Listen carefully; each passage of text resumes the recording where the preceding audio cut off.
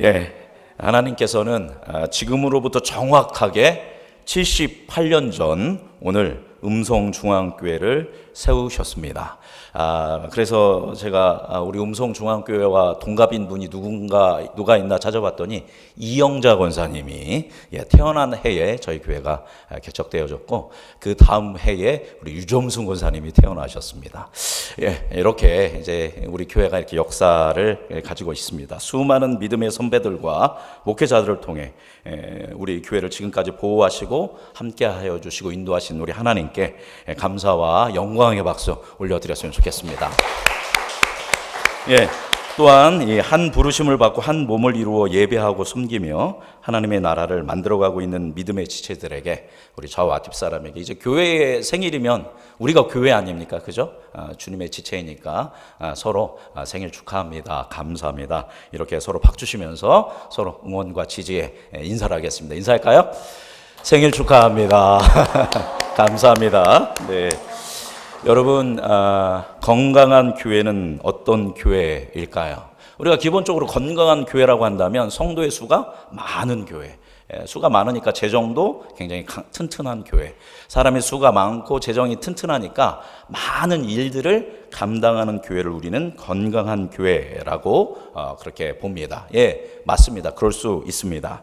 그러나 여러분, 건강하지 못해도 교회가 사람이 많을 수 있고 재정이 많을 수 있고 심지어 건강하지 못해도 많은 일을 하는 경우도 있는 것을 우리가 볼 수 있습니다. 따라서 성도의 수, 재정, 일의 성취도보다 더 명확하고 분명한 건강한 교회의 지표는 바로 그 교회가 우리가 지금 보고 있는 갈라디아서 5장에 나오는 소개된 9가지 성령의 열매를 얼마나 맺고 있는지를 보면 이 교회가 건강한 교회인지 그렇지 못한 교회인지를 우리가 알 수 있습니다. 교회를 봤을 때 이 교회에 사랑과 희락과 화평과 오래 참음과 자비와 양성과 충성과 온유와 절제, 이 정도 하면 다 따라서 하셔야 하는데 몇 명 안 하시네요. 그죠? 이러한 성령의 9가지 열매를 맺고 있다면 이 교회가, 그 교회는 인원이 적더라도, 많은 일을 못하고 있더라도, 많은 재정이 없더라도 이 교회는 어떤 교회예요? 건강한 교회입니다. 그러나 아무리 크고 사람이 많고 많은 일을 하더라도 이런 성령의 열매가 균형적으로 맺혀지지 않는 교회는 건강할 수 있는 교회가 되지 못한다라는 것입니다. 이런 의미에서 오늘 교회 창립 78주년을 맞이하면서 성령의 열매 5번째와 6번째 열매인 자비와 양선의 열매가 어떤 열매인지를 함께 선포하고, 우리 교회가, 우리가 속한 교회가 자비와 양선의 열매가 맺는 은혜가 있기를 주님의 이름으로 축복합니다. 예, 사랑과 희락과 화평을 우리가 보았습니다. 그것은 하나님과 사람 관계에 맺는 성품의 열매라면, 사람과 사람 사이에 맺혀져야 하는 성품의 열매는 오래 참음과 자비와 양선입니다. 우리 오래 참음에 대해서는 지난 시간에 나누었습니다. 자, 그렇다면 자비와 양선은 무엇일까요? 말씀드렸죠. 성령의 9가지 열매이지만 멀리서 보면 이 열매가 몇 개 같다고 했죠? 하나 같습니다. 왜냐하면 이 9가지 성령의 열매는 서로 아주 유기적인 관계이기 때문에 굳이 분석해서 9가지지만 딱 보면 몇 가지처럼 보인다, 하나의 사랑의 열매처럼 보인다라고 했습니다. 그 중에서도 자비와 양선은 뗄래야 뗄 수 없는 아주 하나와 같은 열매라고 볼 수 있습니다. 좀 원어를 우리가 먼저 보고 지나간다면, 자비는 크리스토테스라는 단어입니다. 크리스토테스는 뭐냐면 선함, 친절함이라는 단어의 의미입니다. 원래 이 자비라는 단어는 어디에서 많이 쓰는 단어이죠? 불교에서, 절에서 많이 쓰는 단어입니다. 제가 어렸을 적에만 해도 교회에서 자비라는 단어를 많이 쓰지 않았습니다. 왠지 자비하면 부처님이 쓰시는 언어 같으니까요. 그런데 교회에서 한 찬양이 열풍인 적이 있었어요. 주의 자비가 내려와, 아시죠? 이 찬양을 하도 많이 부르니까 이제 교회에서도 많은 사람들이 자비라는 단어를 편안하게 쓰기 시작했습니다. 그런데 성경에 보면 이미 자비라는 단어들이 굉장히 많이 나오고 있습니다. 이 자비라는 단어, 크리스토테스는 어떤 뜻을 가지고 있냐면, 성경의 자비라는 단어는 어려운 사람들을 보면서, 약한 사람들을 보면서, 힘겨운 사람들을 보면서 그들과 공감하는 겁니다. 얼마나 힘들까, 얼마나 아플까. 내가 마치 그 사람이 된 것처럼 동의시하면서 공감하는 겁니다.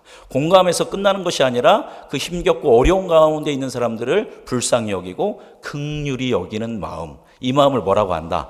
자비라고 합니다. 그래서 세상에서 자비라고 한다면 우리가 도덕적이고 윤리적이고 감정적으로 이런 마음을 품는 거라면 성경에서는 그냥 사람들에게 공감하고 불쌍히 여기는 이유가 바로 기반이 먼저 있다라는 겁니다. 그 기반은 뭐냐면 사랑입니다. 사랑. 하나님의 아가페적인 사랑을 품고 있기 때문에 연약하고 어려운 사람을 볼 때 공감이 되고 그의 어려움이 나의 아픔처럼 느껴지면서 그를 불쌍히 여기고 긍휼히 여기고 돕고자 하는 마음이 내 안에 생기는 것, 이걸 뭐라고 한다? 자비라고 합니다. 제가 여러분 얼굴 보니까 힘든 사람을 보면 그냥 지나칠 분은 한 분도 없으신 것 같아요. 그죠? 예, 이게 자비입니다. 역시 대답이 없으시네요. 자, 그러면 그 자비 다음에 양선은 뭐냐? 양선은 바로 그 하나님의 신적 사랑을 기반으로 자비의 마음을 품었을 때 그 마음을 안타깝게 여기고 불쌍히 여기는 마음에서 끝나는 것이 아니라 이걸 뭐 하는 겁니까? 실천적으로 돕는 선함, 그런 친절함, 이걸 뭐라고 한다? 양선이라고 한다라는 것입니다. 그래서 자비와 양선이라는 건 뭐냐면 어려운 사람, 힘겨운 사람, 고통 가운데, 고난 가운데, 슬픔 가운데, 외로움 가운데 있는 사람에게 대해서 관심을 가지고 그의 마음에 공감하며 그를 긍휼히 여기며 거기에서 공감하고 느끼는 것에서 끝나는 것이 아니라 내가 도울 수 있는 힘을 다해서 돕는 것, 그것이 무엇과 무엇이다? 자비와 양선의 열매라는 겁니다. 성령을 따라 행하는 그리스도인은 삶 속에 반드시 이런 자비와 양선의 열매가 맺혀지게 돼 있다라는 것입니다. 예수님께서는 이 자비와 양선의 지표가 되는 비유를 하신 적이 있습니다. 어떤 비유일까요? 이 비유를 딱 생각하면 자비와 양선이 생각나요. 막 안타깝게 여기고 막 돕고 싶고 돕는 비유. 바로 선한 사마리아인의 비유입니다. 어떤 한 사람이 이제 예수님의 비유죠. 어떤 그 율법학자가 예수님한테 이제 이웃이 누굽니까? 라고 물어볼 때 예수님이 그거에 대한 대답으로 이웃이 누군가에 대해서 얘기해 주시는 말씀입니다. 어떤 유대인 한 사람이 예루살렘에서 여리고로 내려가고 있었습니다.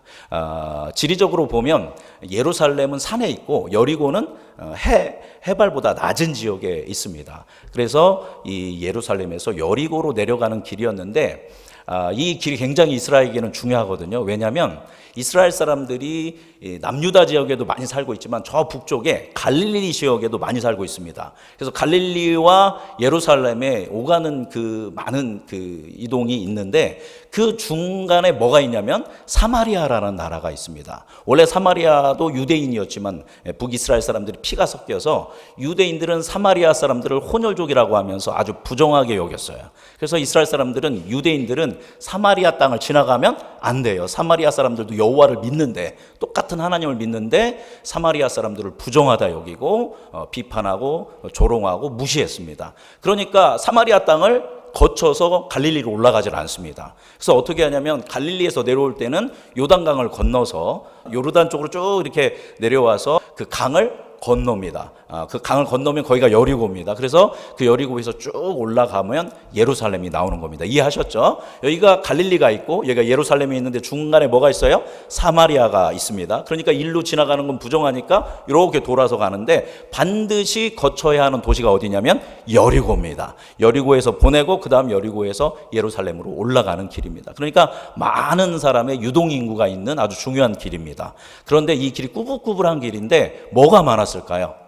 당시 강도가 많은 것으로 악명이 높은 길이 이 예루살렘과 이 여리고의 길이었던 것입니다. 그래서 이 한 유대인이 예루살렘에서 일을 마치고 여리고로 내려가는 길이었습니다. 우리 누가복음 10장 30절 말씀 읽어보겠습니다. 자, 읽어볼까요? 예수께서 대답하여 이르시되 어떤 사람이 예루살렘에서 여리고로 내려가다가 강도를 만나매 강도들이 그 옷을 벗기고 때려 거의 죽은 것을 버리고 갔더라. 아멘. 아니나 다를까 이 사람이, 이 유대인이 내려가고 있었는데, 이 어떤 한 사람이 내려가고 있었는데 강도를 만났습니다. 뭐까지 뺏겼어요? 옷까지 뺏겼습니다. 옷을 벗겼다라는 것은 당시 옷이 중요했기 때문에 옷도 뺏기고, 말씀 계속 띄워주시기 바랍니다. 옷도 뺏기고 그 사람을 때렸습니다. 거의 어느 정도까지? 죽을 정도로 이 사람을 때리고 버려두고 갔다라는 것입니다. 다 빼앗기고 이 사람은 곧 어떻게 돼요? 죽을 상황에 놓여 있는 것입니다. 근데 때마침 여기를 누가 지나갑니까? 한 제사장이 지나가게 됩니다. 자, 그 다음 말씀 한번 띄워주시겠어요? 예. 같이 읽어보겠습니다. 마침 한 제사장이 그 길로 내려가다가 그를 보고 피하여 지나가고, 예, 여기까지 보겠습니다. 예루살렘에서 제사장이 일을 마치고 이 사람도 뭐 하는 길이었어요? 여리고로 내려가는 길에 그 사람을 봤습니다. 여러분, 제사장은 누구를 섬기는 사람이에요? 하나님을 섬기는 사람입니다. 그러면 성경의 가치가 뭐예요? 사람을 내 이웃을 내 몸과 같이 사랑하라는 것이 십계명의 율법입니다. 가장 중요한 율법인데 이 사람을 어떻게 지나갔대요? 피하여 지나갔다라는 겁니다. 그냥 지나가는 것도 아니고 이 사람이 닿을까 봐 이렇게 삥 돌아서 피해서 제사장이 지나갔다라는 겁니다. 그 다음 또 누가 지나갔어요? 레위인도 그곳에 이르러 그를 보고 어떻게 지나갔어요? 피하여 지나갔습니다. 요즘 말로 하면 성직자입니다. 제사장과 레위인은 사람들에게 하나님의 말씀을 가르치고 사람들이 제사할 수 있도록 돕는 그런 하나님을 섬기는 사람들인데, 이 사람들이 오히려 이 강도 만난 사람들을 돌보고 사랑해야 하는데 그게 아니라 피하여 지나갔다라는 겁니다. 그 이유에 대해서는 들어보셨죠? 왜냐하면 이 사람들이 그런 이유가 있습니다. 시체를 만지거나 피를 만지면 하루 동안 이 사람이 어떻게 되냐면 부정하게 됩니다. 그래서 진 밖이라든가 마을 밖에 있다가 지난 다음에 정결 과정을 거치고 들어와야 합니다. 그러니까 제사장이 제사를 드리려면 레위인이 사람들에게 말씀을 가르치고 자기에게 준 성직을 행하려면 이 사람 만지면 돼요, 안 돼요? 안 되는 겁니다. 그냥 지나가야 하는 겁니다. 이 사람 만졌다가 제사 드리러 온 사람들 제사도 못하고 말씀 배우러 온 사람들 말씀을 가르칠 수도 없기 때문에 이 사람들은 그냥 이것을 지나갔던 것입니다. 그러니까 이 제사장, 이 레위인에게는 뭐가 더 중요해요? 사람의 목숨보다 내가 해야 할 성직이, 이 일이 더 중요하다라고 이들은 생각했던 것입니다.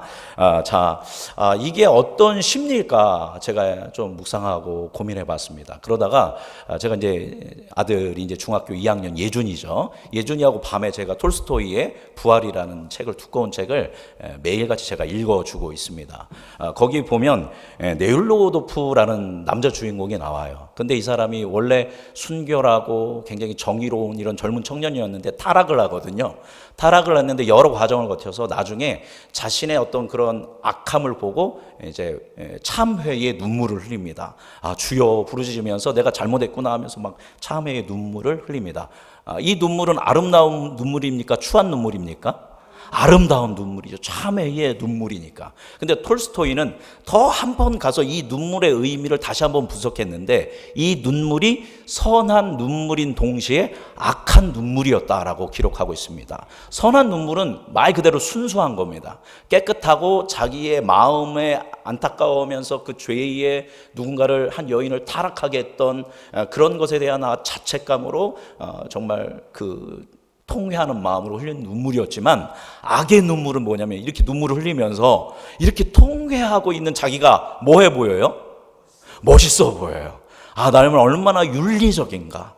나는 내 지금 이런 거는 타락하면서 살아도 되는데 내가 이렇게 돌이키면서 하는 모습이 얼마나 거룩한 모습인가 하면서 누구한테 반하는 거예요? 자기에게 반하면서 자기 의와 자기의 만족의 눈물을 흘리는 겁니다. 이게 같이 흘릴 수 있는 눈물이 어떻게 보면 아니잖아요. 그죠?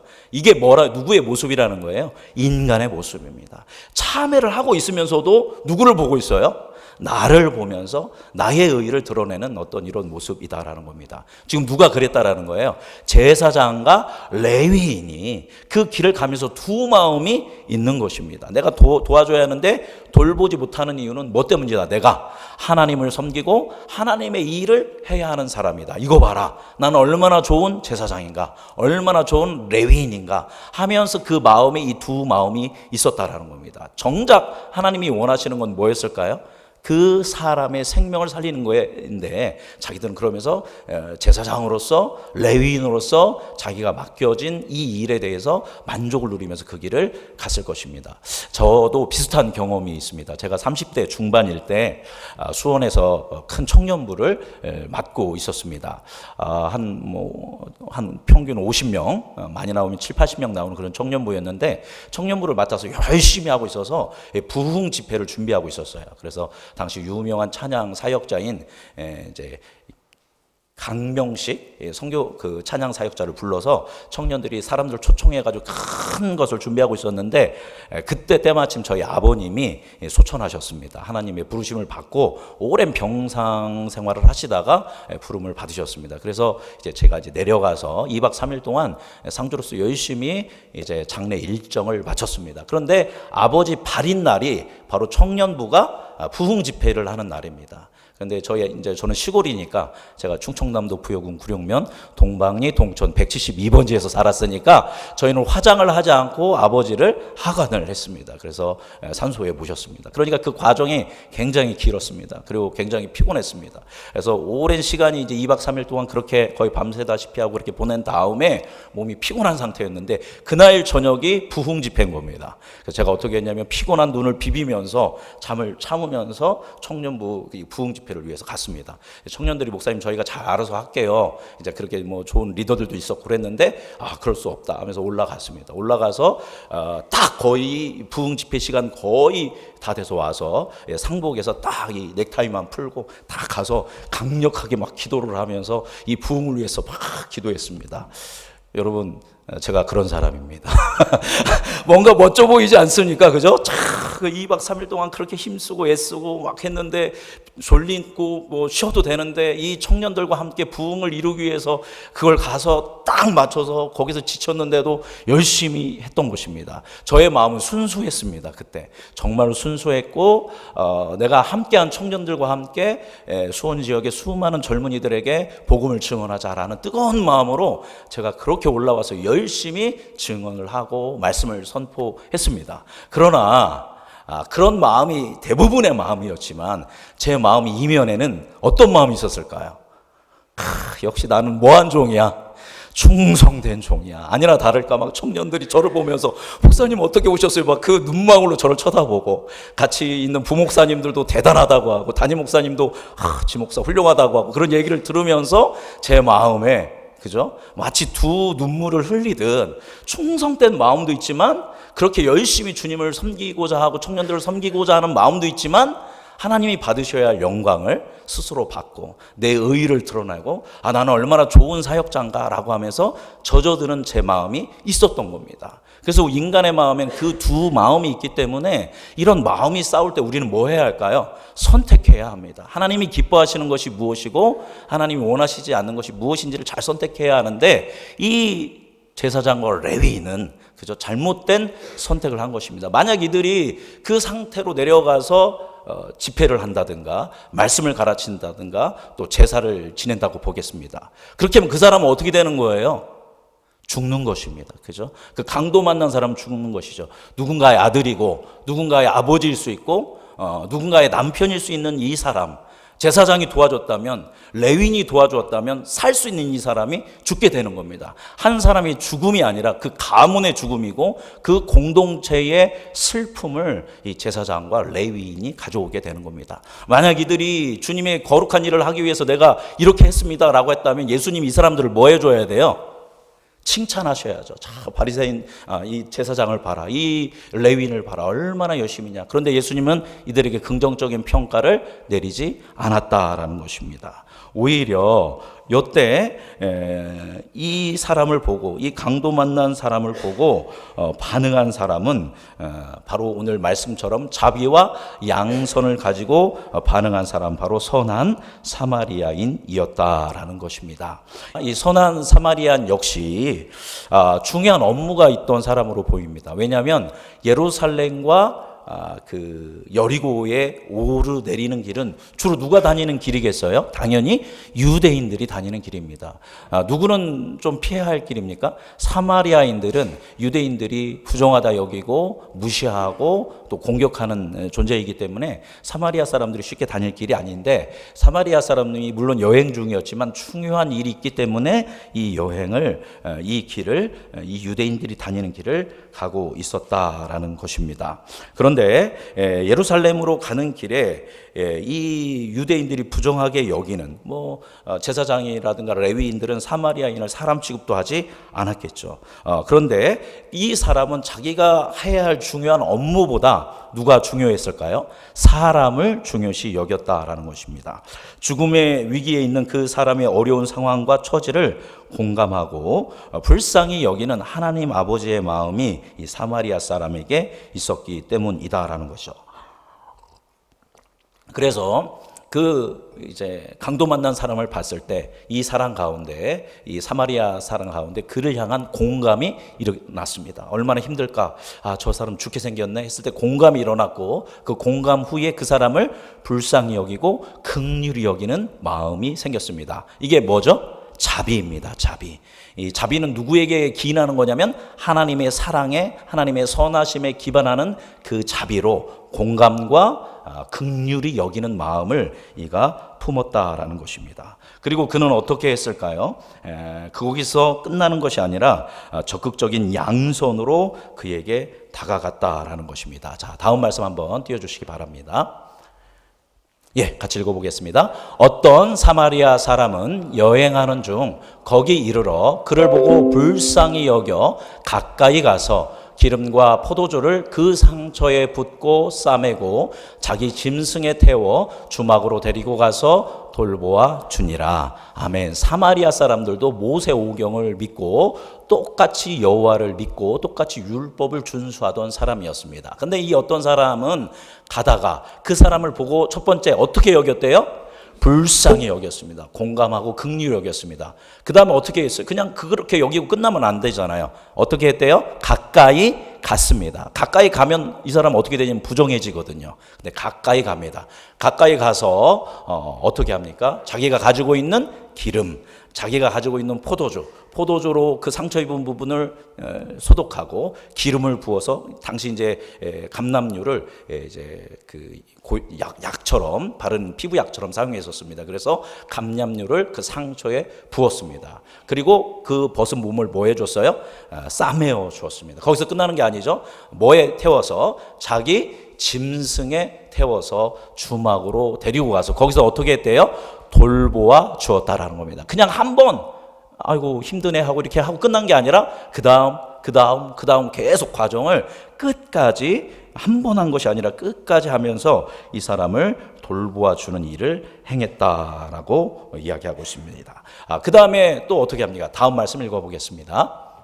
그 다음 말씀 띄워주십시오. 읽겠습니다. 그 이튿날 그가 주막 주인에게 데나리온 2를 내어주오며 이르되 이 사람을 돌보아 주어라.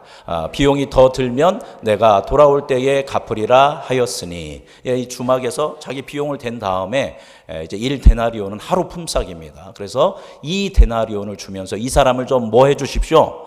돌봐 주십시오. 주인에게 부탁을 하게 됩니다. 그리고 비용이 더 들면 내가 다시 돌아오는 길에 반드시 여기에 들러서 그 비용을 더 제가 내도록 하겠습니다. 이렇게 끝까지 돌보아 주고 있습니다. 여러분, 이 사마리아인과 강도 만난 사람이 연고가 있을까요? 없을까요? 아무런 연고가 없습니다. 그럼에도 불구하고 사마리아인은 그저 어려움에 처한 사람을 못 본 척 지나칠 수 없었고, 자신의 기름과 자신의 포도주, 자신의 재정, 자신의 시간을 써서 강도 만난 사람을 도와주었다라는 것입니다. 아무런 동기도 없었고 아무런 계산도 없이 이 역할을 이 사마리아 사람이 감당한 것을 봅니다. 예수님께서는 이렇게 비유를 하시고 나신 다음에 이 율법학자에게 물어봅니다. 그러면 당신이 생각하기에는 이 제사장과 레위인과 이 사마리아인 중에 이웃은 누구입니까? 여러분 대답 누구라고 해야 돼요? 사마리아인이라고 해야 합니다. 근데 이 사람은 사마리아인이라고 대답을 하지 않습니다. 뭐라고 대답하냐면 자비를 베푼 사람입니다 라고 이야기합니다. 그러니까 자기가 유대인이니까 차마 자기 말로 누가 이웃이라고 말할 수 없는 거예요. 저 천하고 부정한 사마리아인이 우리의 이웃입니다라고 말하지 않고 자비를 베푼 사람입니다 이렇게 돌려 말합니다. 그랬더니 예수님이 그 율법학자에게 뭐라고 하냐면 가서 너도 이와 같이 하라라고 이야기합니다. 너도 누구처럼 행해라. 사마리아인처럼 자비와 양선의 마음을 품고 힘겨움과 어려운 사람에 있는 사람을 돌봐라라고 이야기하고 있습니다. 자, 여러분, 세상 사람들이 우리를 뭐라고 부르죠? 기독교인이라고 부릅니다. 그죠? 기독교인이라고 부르고, 기독교인들은 너 기독교인이야 이렇게 하는 것보다는 또 뭐라고 부릅니까? 그리스도인이야 이렇게 부릅니다. 여러분, 기독교인이다, 그리스도인이다, 이게 무슨 뜻입니까? 우리가 누구를 따르는 사람이다, 예수 그리스도를 따르는 사람이다 라는 뜻이 기독교인이라는 뜻입니다. 크리스찬, 그리스도인, 기독교인 다 무슨 말이냐면 예수 그리스도를 따라서 사는 사람이 바로 나다라는 것이 내가 기독교인이다, 그리스도인이다 라는 의미이고, 그 그리스도인의 모임을 뭐라고 부르죠? 교회라고 부릅니다. 교회를 또 다른 말로 이야기하면 머리 대신 예수 그리스도의 몸이라고 합니다. 교회를 예수님의 몸이라고 하는 이유는 우리가 누구의 역할을 해야 돼요? 예수 그리스도의 몸의 역할을 해야 한다라는 것입니다. 자, 그렇다면 여러분이 그리스도인이고 우리가 교회라면 당연히 누구를 따라야 합니까? 예수 그리스도를 따라해야 한다라는 것입니다. 왜냐하면 우리는 그리스도인이요 그리스도인의 모임인 교회이기 때문입니다. 자, 그렇다면 예수님이 이 사마리아 비유를 하셨는데, 그렇다면 예수님은 어떻게 하셨는가? 예수님께서는 이 비유에 선한 사마리아인처럼 강도 만난 저와 여러분, 강도 만난 인류를 그냥 지나치지 않았다라는 것입니다. 인간은 사단에게 속아 하나님을 대적하고 불순종함으로 죄와 사망의 권세 아래서 신음하게 되었고, 마치 이 비유에서 뭐 만난 사람 같이 된 거예요? 강도 만난 사람 같이 된 것이 누구의 실존이에요? 인간의 실존입니다. 기독교인이든 비기독교인이든 우리는 숨을 헐떡거리면서 피를 흘리면서 벌거벗은 수치스러운 상황 가운데에서 뭐를 기다리고 있어요?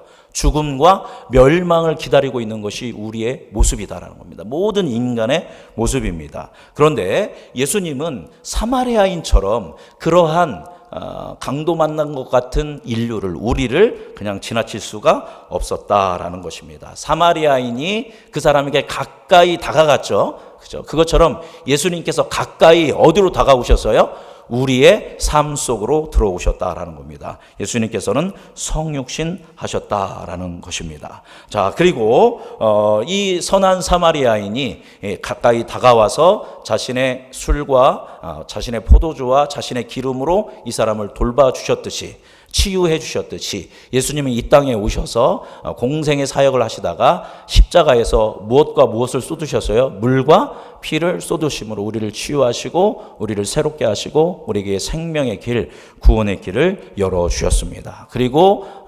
부활하셨습니다. 그리고 승천하셨죠. 그리고 약속하셨습니다. 내가 다시 뭐 할 것이다? 다시 돌아올 것이다. 마치 누구처럼, 이 선한 사마리아인처럼 다시 돌아와서 완전한 구원을, 완전한 하나님의 나라를 제 이름을 통해서 이루어 주실 것이다 라고 예수님께서 약속해 주셨다라는 것입니다. 예수님은 부모님이 우리를 사랑하는 것보다, 부모님인 여러분이 자녀를 사랑하는 것보다 더 크고 깊은 사랑으로 우리를 사랑하시는 분이 우리 예수님이시다라는 것입니다. 그 예수님이 사랑의 눈으로, 그 하나님 아버지께서 여러분 한 사람 한 사람을 사랑의 눈으로 바라보실 때 예수님은 우리에게 뭐 하실까요? 공감하십니다. 그죠? 공감하시고 우리를 어떻게 여기셔요? 불쌍히 여기시고 긍휼히 여기십니다. 왜냐하면 하나님의 성품은 무엇이기 때문에? 자비이기 때문입니다. 예. 말씀 빼주시고 이제 설교 제목 띄워주시면 되겠습니다.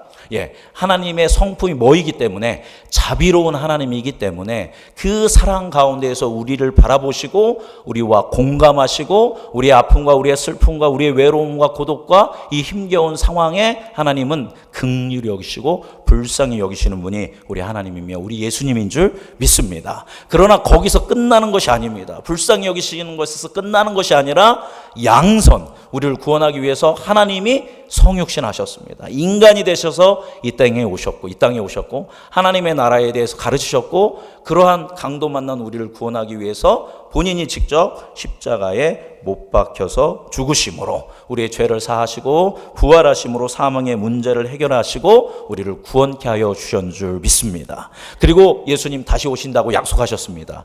분명 예수님은 하나님의 때에 다시 오실 줄 믿습니다. 그때가 되면 지금 물론 우리가 지금 하나님 나라를 살고 있고 예수님을 통해서 극복하고 있지만 이제 예수님이 오실 때 완전한 하나님의 나라가 이루어져서 우리는 참된 구원과 참된 기쁨과 회복의 은혜의 세계를 완전하게 누리게 될 줄 믿습니다. 근데 이 구원의 이 은총의 사건, 예수님이 선한 사마리아인처럼 우리를 구원하신 이 사건을 가기 위해서 예수님이 가신 길이 있습니다. 그 길이 무슨 길입니까?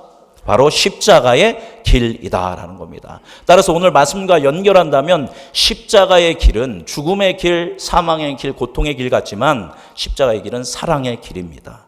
오늘 말씀 설교 제목으로 본다면 십자가의 길은 양선의 길입니다. 십자가의 길은 자비의 길입니다. 이 십자가의 길은 주님이 공감하시고 불쌍히 여기시고 우리를 위하여 물과 피를 쏟으신 자비와 양선의 길이요. 그래서 우리에게 주시는 생명의 길인 줄 믿습니다. 그러나 십자가의 길을 걷다 보면 결국 어떻게 돼요? 예수님이 죽으시잖아요. 그죠? 죽으시지만 어떻게 됩니까? 부활하시게 됩니다. 그래서 십자가의 길은 죽음의 길이고 고통의 길이고 패배의 길인 같지만 먼 역사적 안목을 가지고 믿음의 눈을 보고 가지고 보면 그것은 영광의 길이다라는 겁니다. 그것은 승리의 길인 줄 믿습니다. 그리고 예수님 우리에게 도전하십니다. 누구든지 나를 따르려거든 자기를 부인하고 자기 십자가를 지고 누구를 따르라? 나를 따라와라 라고 예수님이 말씀하십니다. 그리스도인인 여러분, 교회인 여러분, 우리가 따라갈 길은, 우리가 따라가야 할 분은 누구예요? 예수님이고 예수님의 무슨 길이다? 십자가의 길인 줄 믿습니다. 십자가의 길은 자비와 양선입니다. 불쌍한 사람들을 볼 때, 어려운 가운데 있는 사람을 볼 때 아예 못 본 척하고 지나가는 게 아니라 내가 이거 해야 돼, 저거 해야 돼, 예배해야 돼, 뭐 해야 돼, 이게 아니라 먼저 그 사람을 긍휼히 여기고 하나님 아버지의 마음으로 자비를 품고 양선을 행함으로 말미암아 하나님의 사람 예수 그리스도처럼 선한 사마리아인처럼 많은 사람들을 돌보고 많은 사람들을 구원에 이르게 하는 그 십자가의 길을 걷는 여러분이 되기를 바랍니다. 그러려면 우리의 재정, 우리의 시간, 우리의 에너지, 우리의 삶을 누군가에게 흘러보내야 한다라는 그런 결정을 해야 할 줄 압니다. 간절히 소망하는 것은 우리 마음 가운데 하나님 아버지의 마음이 부어져서 우리가 자비와 양선의 열매를 맺음으로 말미암아 수많은 사람들을 돌보고 수많은 사람들을 그리스도께로 돌아오게 하는 그런 승리의 길, 영광의 길, 십자가의 길을 걷는 우리 모든 성도님들 되시기를 주님의 이름으로 축복합니다.